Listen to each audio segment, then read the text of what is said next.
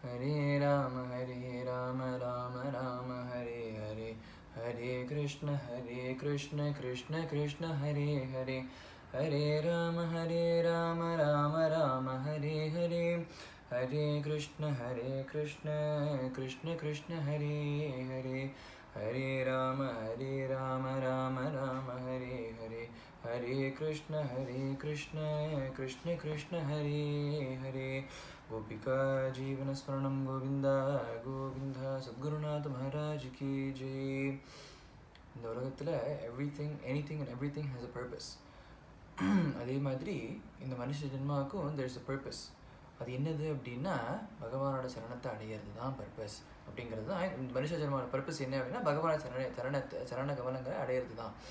So அதனால் இப்போ நமக்கு இதுதான் பர்பஸ் அப்படின்னு புரிஞ்சிருத்தோ அப்படின்னா, இதுதான் நம்ம கோல் அப்படின்னு புரிஞ்சிருத்தோம் அப்படின்னா, the next step is finding a way, plotting the route to achieve our goal. So அதுதான் நம்ம குருநாதர் அவ்வியாஜ கிருபாலுவாக இருக்கிறதுனால அவர் நமக்கு இதுதான் வழி அப்படின்னு காண்பிச்சு கொடுக்குற மாதிரி கருதர்ம வந்தியார் அப்படிங்கிற கிரந்தத்தை நமக்காக அருளி செய்திருக்கார். இப்போ அதுதான் நான் அன்றைக்கி பார்க்க போகிறோம். எந்த ஒரு விஷயத்தையுமே ஆரம்பிக்கிறதுக்கு முன்னாடி அது பகவத் விஷயம் அப்படிங்கிறது மட்டும் இல்லாமல் மெட்டீரியல் விஷயமா இருந்தால் கூட எந்த ஒரு விஷயத்தையும் ஆரம்பிக்கிறதுக்கு முன்னாடி பகவானை பிரார்த்தனை பண்ணிட்டு தான் போகணும், செய்ய ஆரம்பிக்கணும் அப்படிங்கிறது. ஏன் அப்படின்னா எந்த ஒரு விஷயமும் சுமூகமாக நடக்கணும், எந்த ஒரு விஷயமும் நடக்கணும்னாலே பகவானோட கிருபை இருந்தால் தான் முடியும். அப்படிங்கிறதுனால பகவானை பிரார்த்தனை பண்ணிட்டு தான், குருநாதர் பிரார்த்தனை பண்ணிட்டு தான் ஒரு விஷயத்தை ஆரம்பிக்கணும் அப்படிங்கிறது பெரியவாள்லாம் சொல்லிக் கொடுக்குற விஷயம். அதே மாதிரி தான் நம்ம குருநாதரும் கருதர்மந்தியார் ஆரம்பிக்கிறதுக்கு முன்னாடி ஒரு இறை வணக்கத்தோடு ஆரம்பிக்கிறார்.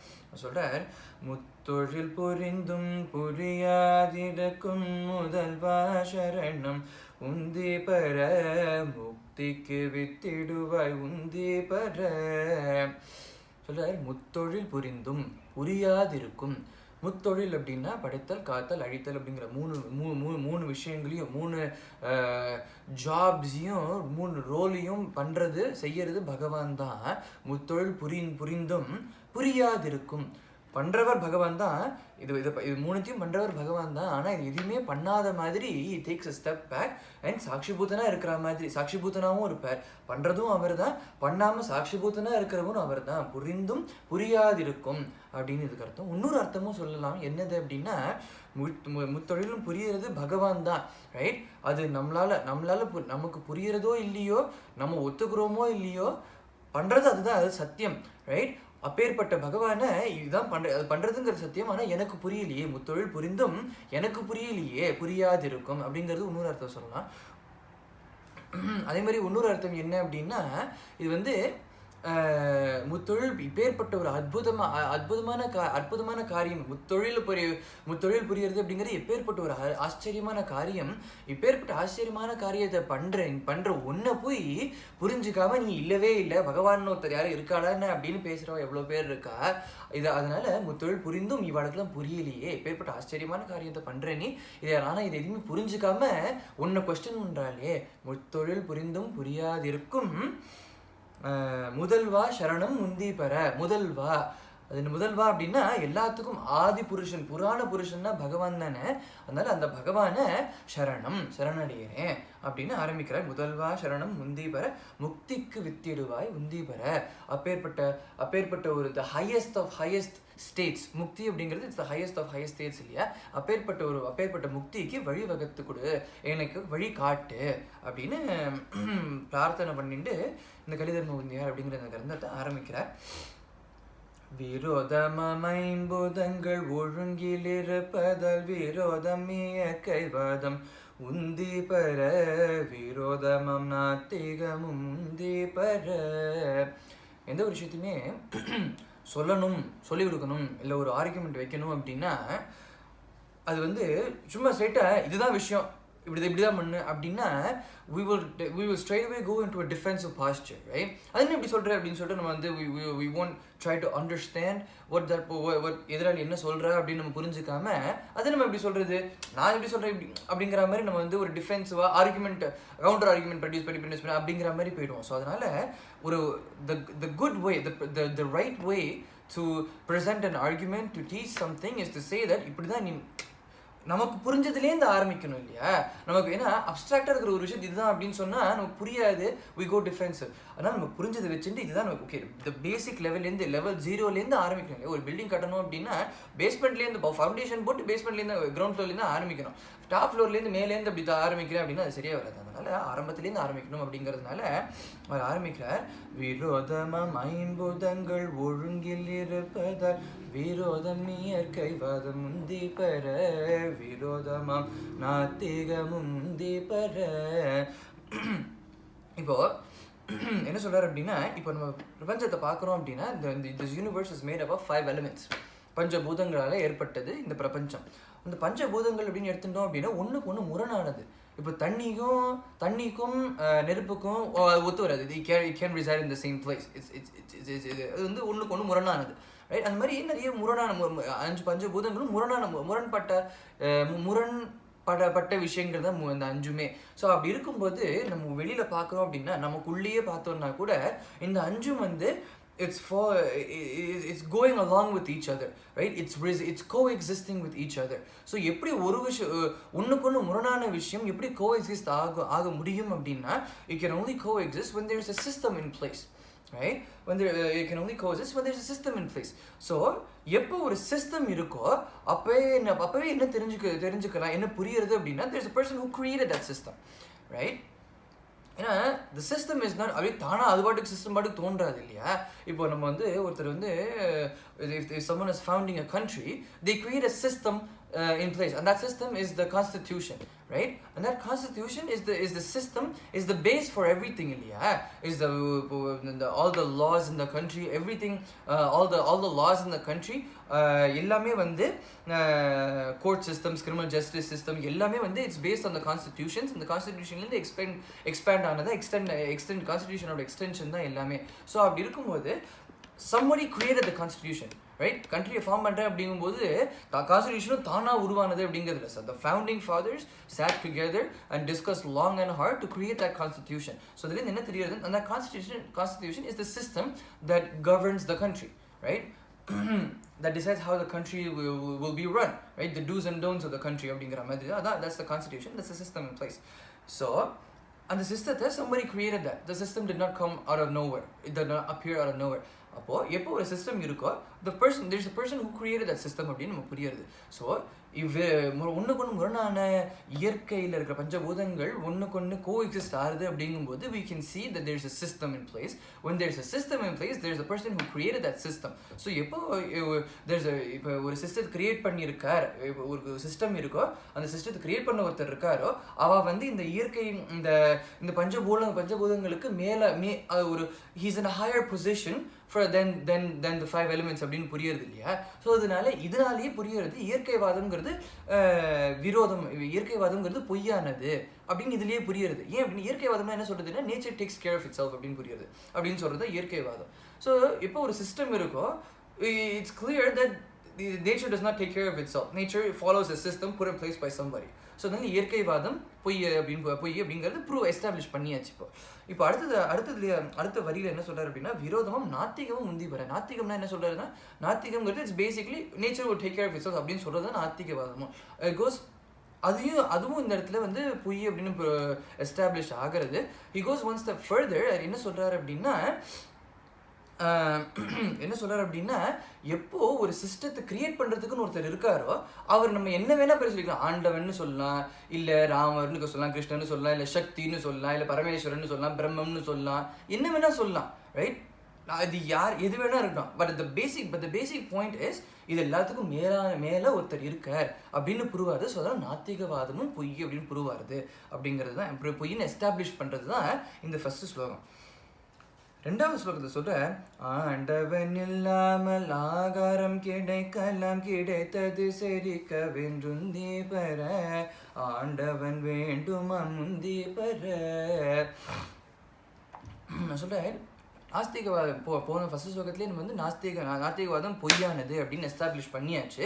பட் பட் இது எஸ்டாப்ளிஷ் பண்ணாலுமே he goes one step further இந்த ஸ்லோகத்தில் நாஸ்திகவாதத்தோட ஒரு one of the main arguments என்னவோ he's taking this on right. இது அந்த ஆர்குமெண்ட்டை பற்றி பேசுறது இந்த ரெண்டாவது இது. ஏன்னா நாஸ்திகளை கேட்ட அப்படின்னா அவன் என்ன சொல்லுவா அப்படின்னா சுய முயற்சியில் தான் எல்லாம் பண்ணுறது.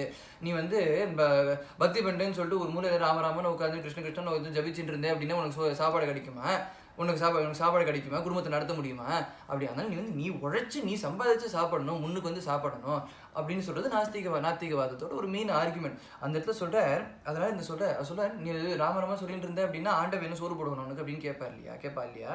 அதனால இந்த இடத்துல சொல்றார், ஆண்டவன் இல்லாமல் ஆகாரம் கிடைக்கலாம், ஆனா கிடைத்தது செரிக்க வேண்டும் உந்தி பெற.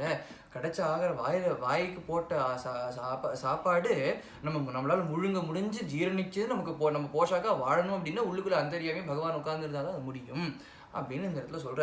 ஏன்னா ஒருத்தர் உயிர் போயிடுத்து அப்படின்னா வாயில அரிசி போட்டோன்னா அவர் என்ன முழுங்க முடியுமா? அவர் அந்த சடலத்தால் முழுங்க முடியுமா?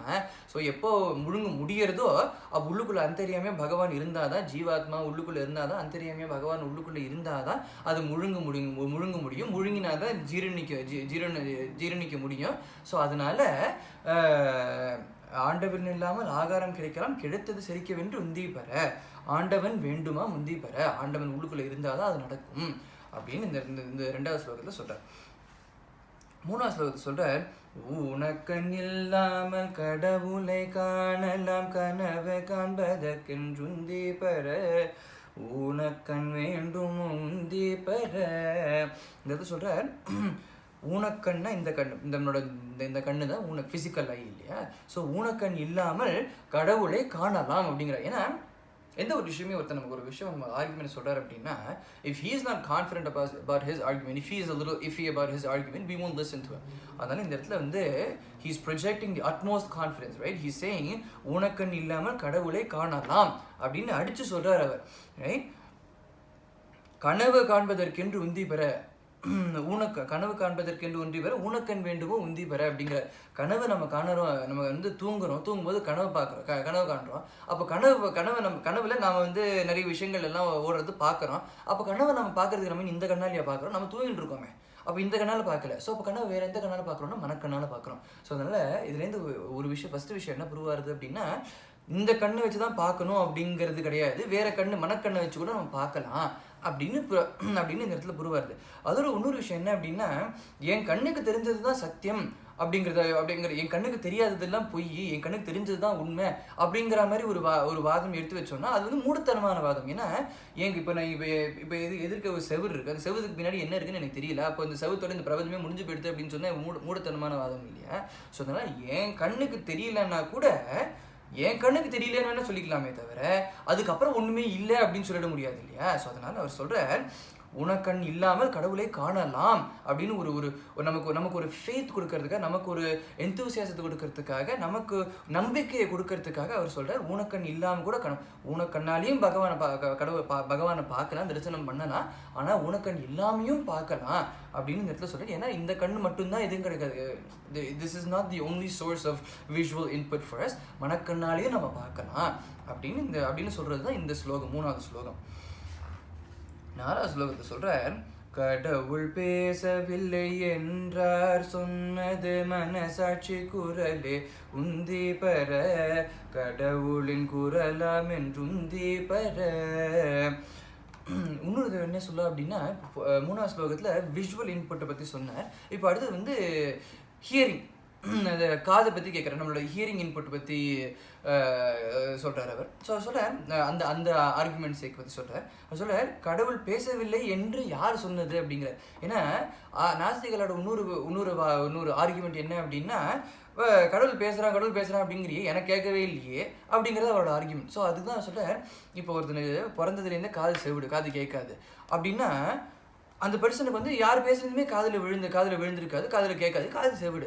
ஸோ அதனால இஃப் ஹி சேஸ் ஓகே எனக்கு காதில் விழல, அதனால nobody is talking to me, nobody is talking amongst themselves because I can hear this அப்படின்னா அது மூடத்தனமான வாதம் இல்லையா. என் காது கேட்கல அப்படிங்கிறதுக்காக அவள் என் கூட பேசலை அப்படிங்கிறது இல்லை. அவள் பேசிட்டு தான் இருப்பா, என் காதில் விழல, அவ்வளோதான். அதே மாதிரி பகவானும் நம்ம கூட பேசிட்டு தான் இருப்ப. நமக்கு பகவான் பேசுறத கேட்கறதுக்கு பக்குவம் ஏற்படலை அப்படின்னா இன்னும் ஏற்படலை அப்படிங்கிறதுக்காக பகவான் கூட பேசவே இல்லை அப்படின்னு சொல்ல முடியாது இல்லையா. பகவான் பேசிட்டே தான் இருக்காரு, எனக்கு அது புரிஞ்சுக்கிறதுக்கான பக்குவம் ஏற்படலை ஒன்றும் அப்படின்னு சொல்லலாமே தவிர பகவான் பேசலை அப்படின்னு யார் சொன்னது அப்படிங்கிறாரு இந்த இடத்துல. ஏன்னா அவர் சொல்ற, நாம் ஒருத்தனும் ஒரு மனுஷனும் பிறந்ததுலேருந்து பகவான் வந்து கூட உள்ளுக்குள்ளேருந்து நம்ம கூட கம்யூனிகேட் பண்ணிட்டு தான் இருக்கார் அப்படிங்கிறார். ஏன் அப்படின்னா மனசாட்சின்னு ஒன்று இருக்கு இல்லையா, அந்த மனசாட்சி தான் பகவான் அந்தரியாமையா பகவான் உள்ளுக்குள்ளே உட்கார்ந்துட்டு அவர் தான் மனசாட்சி அப்படிங்கிற ஒரு medium through that medium he's communicating with us அப்படிங்கிறார். ஏன்னா அது அந்த மனசாட்சி அப்படிங்கிறது சின்ன வயசுலேருந்து இருக்கும். நம்ம சின்ன வயசுல வந்து எந்த ஒரு விஷயத்த பண்ணும்போதும் இதை பண்ணலாமா அப்படிங்கிற மாதிரி இருக்கும். இதுல இதை பண்ணாமல் இருக்கே, இதை பண்ணலாமே அப்படின்னு மனசுலேருந்து ஒரு மைண்ட் வாய்ஸ் கேட்குறது இல்லையா. அந்த மைண்ட் வாய்ஸ் வந்து வேற யாரோட வாய்ஸும் இல்லை, பகவானோட வாய்ஸ் தான் அப்படிங்கிறதுனா சொல்கிறார். நமக்கு வந்து அந்த புரிஞ்சுக்கிறதுக்கான பக்குவம் ஏற்படலையே தவிர அவர் ஆரம்பத்துலேருந்து பிறந்ததுலேருந்து அவர் நம்ம கூட கம்யூனிகேட் பண்ணிட்டு தான் இருக்கார். நம்மளை வந்து கரெக்டான பாதையில் கூட்டின்னு போகிறதுக்கு அவர் ஆரம்பத்துலேருந்து ட்ரை பண்ணிட்டு தான் இருக்கார். இப்போ இந்த பாதையில் இது சரி இல்லை, இது சரி, இது தப்பு அப்படின்னு ஆரம்பத்துலேருந்து பிறந்ததுலேருந்து ஆரம்பத்துலேருந்து மனசாட்சி மூலமா த்ரூ தட் மீடியம் நமக்கு சொல்லி கொடுத்துருந்தா இருக்கார், நம்ம கூட கம்யூனிகேட் பண்ணிட்டு தான் இருக்கார் அப்படின்னு இந்த சொல்றதை சொல்றார். அடுத்து சொல்றார், பூமியில் போட்ட விதை முளை வருவதால் பூமிக்கும் உயிருண்டென்றுந்தி பெற மறுப்பதற்கில்லை என்று உந்தி பெற.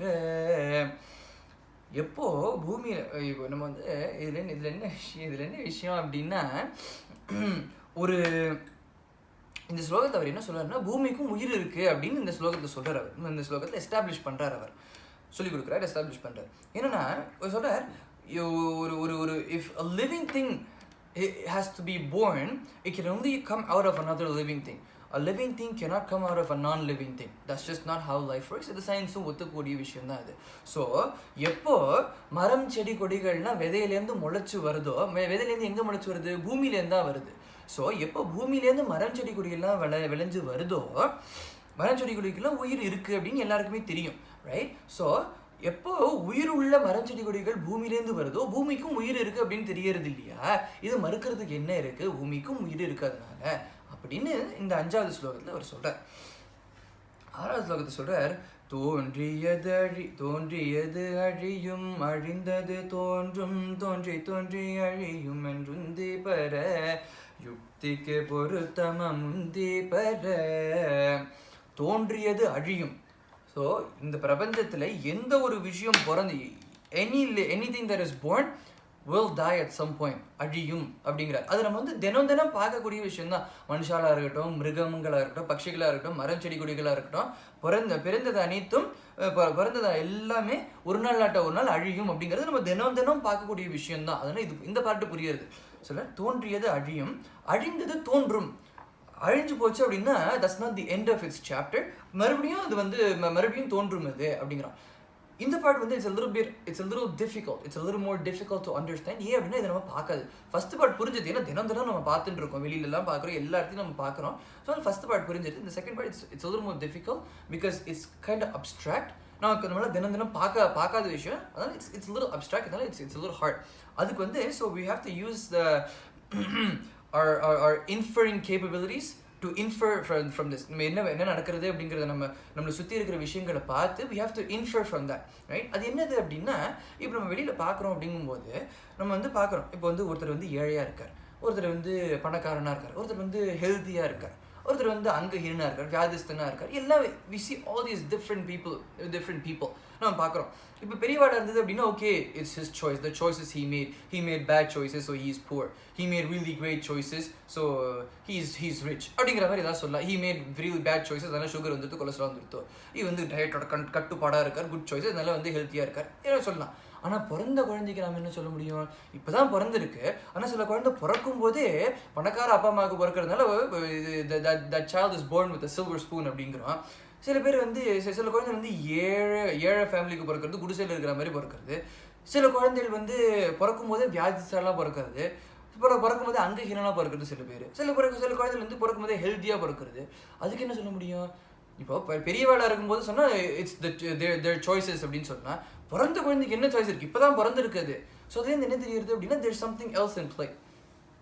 அது என்னது அப்படின்னா, நம்ம சனாதன தர்மத்தில் என்ன சொல்லப்பட்டிருக்கு அப்படின்னா, அது முற்பிறவியில நம்ம முற்பிறவியில் சேர்த்து வச்ச கர்மா தான். அது நம்மளோட முற்பிறவி கர்ம வினையை தான் நாம் வந்து இட் டிசைட் நம்ம அடுத்த ஜென்மால என்னவா பிறக்க போகிறோம், என்ன நடக்க போகிறது, நமக்கு என்ன நடக்க போகிறது, மனுஷனாக பிறக்க போகிறோமா, மனுஷனாக பிறந்தாலும் ஏழையாக பிறக்கோமா அப்படிங்கிற மாதிரி இது, இல்லை மிருகமாக பிறக்க போகிறோமா, இல்லை மரமாக கூட பிறக்கோமா, கல்லாக பிறக்க போகிறோமா, என்ன மாதிரி ஒரு ஜென்மா எடுக்க போகிறோம் அப்படிங்கிறது பூர்வ ஜென்ம வினை தான் அது அப்படின்னு நம்ம சனாதன தர்மம் சொல்றது. இதை ப்ரூவ் பண்றதுக்கும் இருக்கு. ஏன் அப்படின்னா, இப்போ as we saw, ஒரு குழந்தை இப்போ பிறந்திருக்கு அப்படின்னா what is the reason? என்ன காரணமா இருக்க முடியும், ரைட்? இப்போ the concept of rebirth ஒத்துக்க மாட்டேன் அப்படின்னு சொல்லிட்டோம் அப்படின்னா அதுக்கு என்ன சொல்ல முடியும்? இப்போ வந்து பகவான் தான் வந்து பகவானோட லீலை தான் அது. பகவான் இந்த குழந்தைய பணக்கார அப்பா அம்மாவுக்கு பிறக்க வச்சிருக்காரு, இந்த குழந்தைய ஏழையா பிறக்க வச்சிருக்காரு, இந்த குழந்தைய இப்படி பிறக்க வச்சிருக்காரு, அந்த குழந்தைய அங்ககீனனா பிறக்க வச்சிருக்காரு அப்படின்னு சொல்லலாம். அப்படிங்கிறது ஒரு ஆர்கியூமெண்ட். ஆனால் இந்த இடத்துல நம்ம குருநாதர் சொல்லிக் கொடுக்குறார், அந்த ஆர்கியூமெண்ட் பொய்யானது அப்படிங்கிறார். ஏன் அப்படின்னா, பகவானோட ஒரு குவாலிட்டி என்ன அப்படின்னா, ஒரு குணம் என்ன அப்படின்னா, இஸ் இம்பார்ஷியல். யாருக்குமே பார்ஷியாலிட்டி காமிக்க மாட்டார், எல்லாருக்கும் சமமாக இருப்பார் அப்படிங்கிறது பகவானோட ஒரு குணம், கல்யாண குணம் அது. ஸோ அப்படி இருக்கும்போது இந்த குழந்தைய நீ பணக்காரனா போ, நீ ஏழையா போ, நீ வந்து அங்கஹீனனா போ, வியாதிஸ்தனா போ அப்படின்னு சொன்னோம். அப்படிங்கும்போது இதுலேயே பார்ஷியாலிட்டி காமிக்கிறேன்னு தெரியறது இல்லையா? ஏன் அந்த குழந்தைய மட்டும் மனக்காரனா போகணும், இந்த குழந்தை இப்படி போக வைக்கணும்? பார்ஷியாலிட்டி இருக்கு இல்லையா? ஸோ அதனால நம்ம குருநாதர் சொல்லிக் கொடுக்குற, எப்போ ஒருத்தர் பார்ஷியாலிட்டி காமிக்கிறாரோ அப்போ அவர் பகவான் இல்லை அப்படின்னு நீ புரிஞ்சுக்கோ அப்படிங்கிற. ஸோ அதனால அவர் சொல்றார், பகவானோட ஒரு குணம் என்ன அப்படின்னா, ஹீ இஸ் இம்பார்ஷியல் அப்படிங்கிறதா. ஸோ அதனால இந்த வாதம் செல்லாது. ஸோ இருக்கிற ஒரே வாதம் என்ன அப்படின்னா, மிஞ்சி இருக்கிற ஒரே வாதம் என்ன அப்படின்னா, முற்பிறவி முற்பிறவியோட கர்ம வினைகள் தான் நம்ம வந்து கர்மாவோட பலன் தான் நமக்கு வந்து இந்த ஜென்மால நாம எப்படியா என்ன மாதிரி பிறக்க போறோம், என்ன மாதிரி ஒரு வாழ்க்கை லீட் பண்ண போறோம் அப்படிங்கிறது பண்றது, டிசைட் பண்றது. It plays a hand in that அப்படிங்கிறது நமக்கு வந்து நமக்கு வந்து புரியுது, எஸ்டாப்ளிஷ் பண்றது நம்ம குருநாதர். ஸோ இது எப்போ வந்து முற்பிறவி ஸோ முற்பிறவியோட கர்ம பலன் தான் இதுக்கு இந்த ஜென்மால அனுபவிக்கிறதுக்கு காரணம் அப்படின்னா முற்பிறவி இருக்குங்கிறது ப்ரூவ் ஆகுது. ஸோ எப்போ முற்பிறவி இருக்கோ அழிந்தது தோன்றும் அப்படிங்கிற ஒரு வாதம் ப்ரூவ் ஆகுது இல்லையா? So we can infer that தோன்றியது அழியும், அழிந்தது மறுபடியும் தோன்றும் அப்படின்னு வி கேன் இன்ஃபர். தோன்றி அழியும் என்று உந்தி பெற அப்படிங்கிற. ஏன்னா இது வந்து it's not just one thing and ton.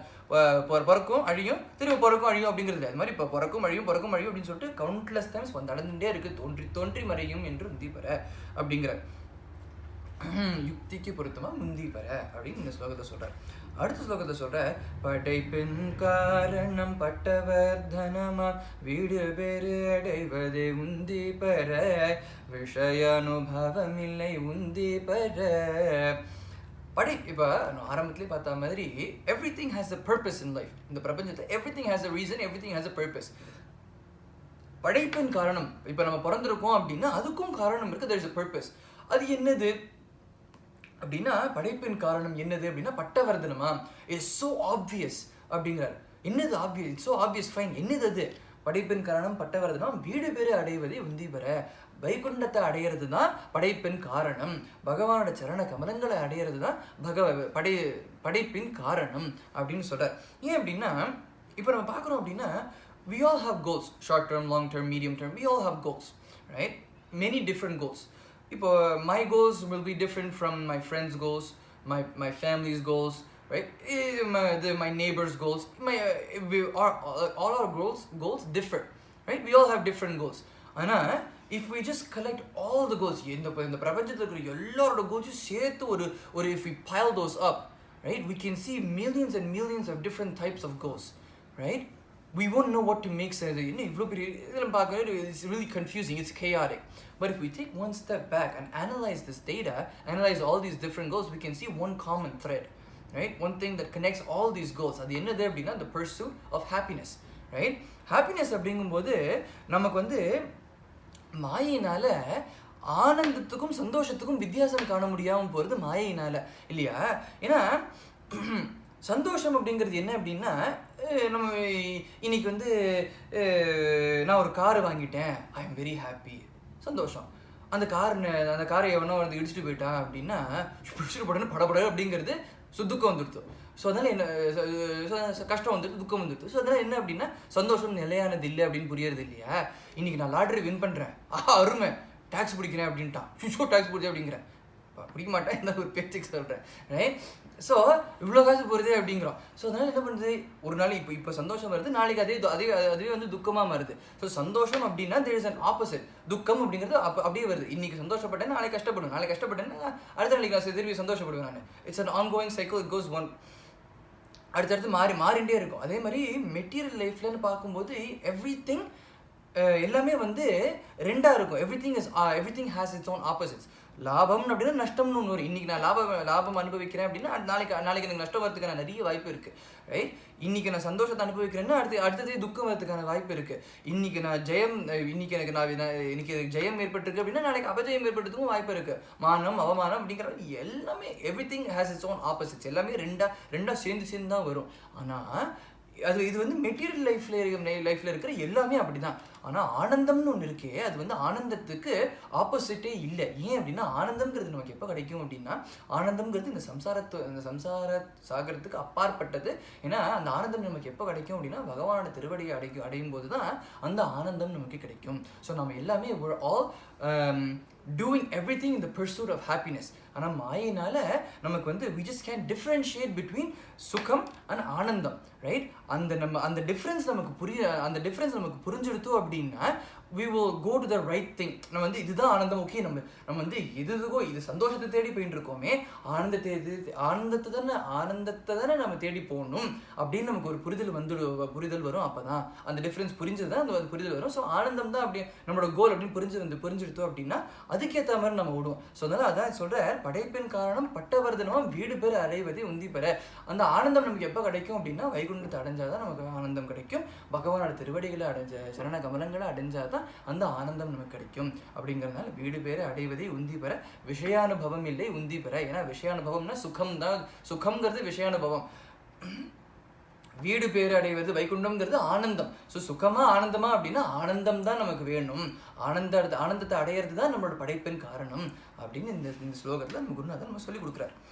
அடுத்தது 8வது ஸ்லோகத்தில் சொல்ற, முக்திக்கு காரணம் யுக்திக்கு பொருந்தினும் வேதம் ஏற்க வேண்டும் உந்தி பெற, வேறு உபாயமில்லை உந்தி பெற. இப்போ போன ஸ்லோகத்தில் பார்த்துட்டோம், பகவானோட திருவடியை அடையிறது தான் படைப்பின் காரணம் அப்படின்னு போன ஸ்லோகத்தில் பார்த்தோம், எஸ்டாப்ளிஷ் பண்ணியாச்சு. இப்போ அடுத்தது என்ன அப்படின்னா அது எப்படி இப்போ அடையிறது அப்படின்னா அதுதான் இது மீதி 30 மீதி இப்போ 8வது, மீதி 22 இருக்குது, இதோட சேர்ந்து 23 இருக்குது. ஸோ அதனால் மீதி ஸ்லோகங்கள்லாம் அது எப்படி அடையிறது அப்படின்னு தான் பார்க்க போகிறோம். ஸோ இதில் என்ன அப்படின்னா இந்த 8வது ஸ்லோகத்தில் அவர் என்ன சொல்கிறார் அப்படின்னா நிறைய வழிகள் இருக்குது. நம்ம கூட நிறைய வழிகள் தோணும், இது மாதிரி பண்ணலாமே அப்படின்னு. ஆனால் ஒரு விஷயம் நம்ம புரிஞ்சுக்க வேண்டியது என்ன அப்படின்னா பகவான் அப்படிங்கிறவர் வந்து நம்ம புரிதலுக்கு அப்பாற்பட்டவர், ரைட்? வைகுண்டம் அப்படிங்கிறது நம்ம புரிதலுக்கு அப்பாற்பட்டது. ஸோ அப்படி இருக்கும்போது அப்பேற்பட்ட பகவானோட திருவடிகளை அடையணும் அப்படிங்கிறது என்னோட அறிவுக்கு என்னோட புரிதலுக்கு அப்பாற்பட்ட ஒரு விஷயத்தை நான் அடையணும் அப்படின்னா என் புரிதலை வச்சு நான் அடைய முடியாது, ரைட்? அது சரியா வராது. It's just wrong so many different levels, right? So அப்படி இருக்கும்போது நமக்கு ஒரு பிரமாணம்ங்கிறது ஒன்று தேவை. அந்த பிரமாணம் எது அப்படின்னா வேதம் ஏற்க வேண்டும். வேதம் தான் நமக்கு பிரமாணம். ஏன்னா வேதம்ங்கிறது அமானுஷ்யம் அப்படின்னு சொல்லுவோம். அமானுஷ்யம்னா என்ன அப்படின்னா மனுஷன் எழுதாதது, மனுஷன் கிரியேட் பண்ணாதது, மனுஷன் செய்யாதது அமானுஷ்யம் அப்படிங்கிறது. ஸோ வேதத்தை யார் கிரியேட் பண்ணுது அப்படின்னா பகவான் சொன்னது தான், பகவானோட வார்த்தைகள் தான் வேதம், பகவான் சொன்னது தான் வேதம். அப்படிங்கிறதுனால பகவான் சொன்ன விஷயம், பகவானோட மூச்சு காற்று வேதம் இல்லையா? ஸோ அதனால வேதம் தான் நம்ம எல்லாருக்கும் பிரமாணம் அப்படின்னு இந்த இடத்துல இந்த ஸ்லோகத்தில் அவர் சொல்லி கொடுக்குறார். வேறு உபாயம் இல்லை. ஏன் அப்படின்னா நம்ம பெரிய பெரிய மகான்கள் கூட அதுதான் சொல்கிறார். ஏன் அப்படின்னா நமக்கு பிரமாணம் அப்படிங்கிறது என்ன அப்படின்னா நமக்கு பிரமாணமா என்ன இருக்கணும் அப்படின்னா நம்மளோட புரிதலுக்கு அப்பாற்பட்ட ஒரு விஷயத்தை புரிஞ்சுக்கணும் அப்படின்னா நாம எழுதினது, நாம சொன்னது, the paths, the roots that we come up with cannot be the பிரமாணம், cannot be the base. ஏன்னா நமக்கு புரியாத ஒரு விஷயத்தை நம்ம வரி கொஞ்சம் எப்படி புரிஞ்சுக்க முடியும்? ஸோ அதனால பகவானே சொன்ன வேதம் தான் பகவான் எப்படி அடையிறது அப்படின்னு நம்ம அந்த வழியை காண்பிக்கிறதுக்கான ஒரு பேஸ், ஆதாரம் அதுதான் அப்படிங்கிற. ஆதாரம் அதுதான். அதனால தான் மகான் பெரிய பெரிய மகான்கள் கூட, வால்மீகி போன்ற மகான்கள் கூட, வேதவியாசன் போன்ற மகான்கள் கூட சொல்ற விஷயம் அதுதான். ஏன்னா அவள்லாம் என்ன சொல்றா அப்படின்னா, எப்பேற்பட்ட இதிகாசங்கள் புராணங்கள்லாம் எழுதியிருக்கா. ராமாயணம், மகாபாரதம் போன்ற இதிகாசங்கள், பாகவதம் போன்ற புராணங்கள்லாம் எழுதினா கூட அவள் சொல்றது என்ன அப்படின்னா, இதெல்லாம் எழுதினது வேதத்துக்கும் வேதம் ஒத்துக்கிற விஷயத்தை தான் நான் எழுதியிருக்கேன் அப்படிங்கிற. நம்ம வந்து எல்லா ராமாயணத்துலேயே எடுத்திருந்தா கூட ராமர் வந்து ஒரு விஷயத்துக்குமே வந்து வேதத்துக்கு பிரமாணமாக இருந்தது, வேதம் இந்த மாதிரி சொல்லியிருக்கு அப்படின்னு சொல்லி வேதத்தை கோட் பண்ணி சொல்கிறார். தர்மம் இதுதான். ஏன் இது தர்மம் அப்படின்னா வேதம் சொல்லியிருக்கு இதுதான் தர்மம் அப்படின்னு சொல்கிறார். ரைட். ஸோ அதனால் இதெல்லாம் நம்ம பார்க்குறோம். இது ராமாயணத்தில், மகாபாரதத்துலையும் யுதிஷ்டர் சொல்கிறார், கிருஷ்ணர் சொல்கிறார், பீஷ்மர் சொல்கிறார், எவ்வளோ பேர் சொல்கிறா கேட்குறோம். பாகவதத்துலையும் நம்ம வந்து எவ்வளோ வேதத்தில் சொல்லியிருக்கு அப்படின்னு தான் நம்ம பார்க்குறோம் எல்லாத்துலேயுமே. ஸோ வேதம் தான் நம்ம எல்லாருக்கும் பிரமாணம் அப்படின்னு சாதாரண நம்ம சொல்கிறது மட்டும் இல்லை, எப்பேற்பட்ட மகான்களான வால்மீகி மகரிஷியாக இருக்கட்டும், வேதவியாசராக இருக்கட்டும், எல்லாருமே வந்து வேதம் தான் பிரமாணம். அவள் சொல்கிறதும் அதுதான். வேதம் ஒத்துக்கிற விஷயத்தை தான் நான் சொல்கிறேன், நானாக சொல்லிட்டேன்னு நினச்சிடாத, வேதத்தில் என்ன சொல்லியிருக்கோ அதுதான் நான் சொல்கிறேன் அப்படின்னு அவள் எல்லாம் சொல்லிட்டு வரா இல்லையா. அதனால வேதம் தான் நம்ம எல்லாருக்குமே பிரமாணம் அப்படின்னு இந்த இடத்துல இந்த ஸ்லோகத்தில் நம்ம குருநாதர் நம்ம சொல்லிக் கொடுக்குறாரு. வேதத்தில் சொன்னதை காலத்திற்கு ஒத்தவா கருத்தினில் கொள்ள வேண்டும் முந்தே பெற மறுத்தற்கிடமில்லை உந்தி பெற. ஸோ அதனால் இது என்ன சொல்கிறார் அப்படின்னா, வேதத்தில் நிறைய விஷயங்கள் சொல்லியிருக்கு, அது சொன்ன எல்லா விஷயத்தையும் நம்மளால செஞ்சிட முடியாது, செஞ்சிடவும் கூடாது அப்படிங்கிறார். ஏன் அப்படின்னா அதை காலத்துக்கு ஒத்தவா நம்ம பண்ணோம். ஏன்னா திரேதாயுகத்தில் இப்போ 4 யுகம் இருக்குது. கிருதயுகம், திரேதாயுகம், துவாபரயுகம், கலியுகம், 4 யுகம் இருக்குது. கிருதயுகத்தில் தியானம் தான் பகவான் அடையிறதுக்கான மார்க்கம் அப்படின்னு சொல்லப்பட்டிருக்கு. வேதத்தில் சொல்லியிருக்கு. வேதத்தை வந்து தியானம் செய்யணும் அப்படின்னு சொல்லியிருக்கு. அப்படின்னு இப்போ நான் தியானம் பண்ணுறேன் அப்படின்னா முடியுமா? ஏன் அப்படின்னா என்னால் முடியாது, அது கஷ்டம். ரைட். பிகாஸ் இந்த கலியுகத்தில் அதை என்னால் முடியாது. யாகம் யஜ்ஞங்கள் பண்ணுறது தான் யுக தர்மம் அப்படின்னு சொல்லிட்டு திரேதாயுகத்தோட தர்மம். அதை நான் கலியுகத்தில் பண்ண முடியுமா? யாகம் பண்ணுறதா இருந்தால் கூட என்ன யாகம்னு ஒன்று இருக்குது. ஏன்னா 1000 வருஷத்துக்கு இப்போ ஒரு யாகம் வந்து 1000 வருஷம் பண்ணணும் அப்படின்னு இருக்கு. அந்த யாகத்தை என்னால் பண்ண முடியுமா? ஆவரேஜ் லைஃப் என்னமோ 72 வயசு அப்படிங்கிற இது சயின்ஸ் சொல்கிறது. ஆவரேஜாக ஒரு மனுஷன் வந்து 72 வயசு அப்படிங்கிறா. 100 வருஷம்னு ஒரு ரவுண்ட் பண்ணி 100 வருஷம் வாழ்வோன்னு வச்சுப்போமே, அது 1000 வருஷம் பண்ணுமே, அது நம்மளால் முடியுமா? ஸோ காலத்திற்கு ஒத்தவா பண்ணணும். So depending on circumstances, depending on the capability of அதாவது கேப்பபிலிட்டி ஆஃப் இண்டிவிஜுவல் கேப்பபிலிட்டின்னு ஒன்று இருக்குது. இந்த யுகத்தில் இருக்கிற எல்லாரோட கேப்பபிலிட்டியும் ஒன்று, கலெக்டிவ் கேப்பபிலிட்டின்னு ஒன்று இருக்குது இல்லையா. ஸோ இந்த ஒரு யுகத்துக்கும் வரும்போது கலெக்டிவ் கேப்பபிலிட்டிங்கிறது கம்மியாகிட்டே வருது இல்லையா. ஸோ அதனால் நம்மளோட கலெக்டிவ் கேப்பபிலிட்டி, நம்மளோட இண்டிவிஜுவல் கேப்பபிலிட்டி, நமக்கு இதெல்லாம் வச்சு நாம் எதுக்கு அதிகாரியோ அதை புரிஞ்சுண்டு அதை தான் நாம் பண்ணணும் அப்படின்னு இந்த ஸ்லோகத்தை சொல்கிறார். அடுத்த 8 ஸ்லோகத்தில் நம்ம குருநாதர் வந்து ஒரு விஷயத்தையும், வேதம் சொல்லிருக்கிற ஒரு விஷயத்தையும் எடுத்துட்டு இது ஏன் இந்த காலத்துக்கு இது ரொம்ப ரொம்ப உயர்ந்த மார்க்கம் தான், ஆனால் நம்மளால ஏன் அதை பண்ண முடியாது, நாம் ஏன் பண்ணக்கூடாது அதை அப்படின்னு ஒரு விஷயமா நம்ம அடுத்த 8 ஸ்லோகத்தை சொல்ல போகிற. அதை அடுத்த வாட்டி பார்க்கலாம். கோபிகா ஜீவனஸ்மரணம் கோவிந்தா கோவிந்தா. சத்குருநாத் மகாராஜ் கி ஜெய்.